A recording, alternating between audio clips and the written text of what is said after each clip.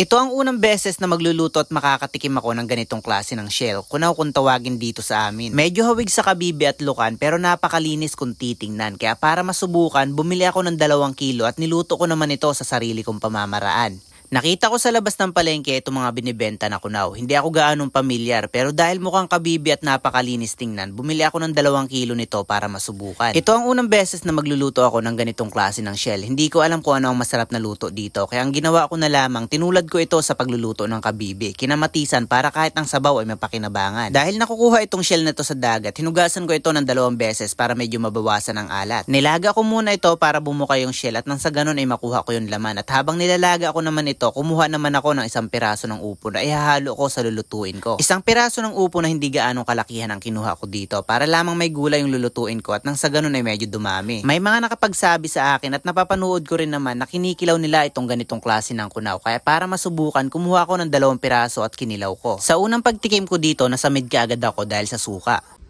Okay. Kunaw, kinilaw.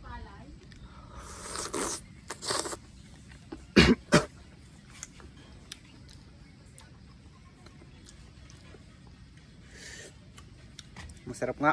Nasamid lang ako.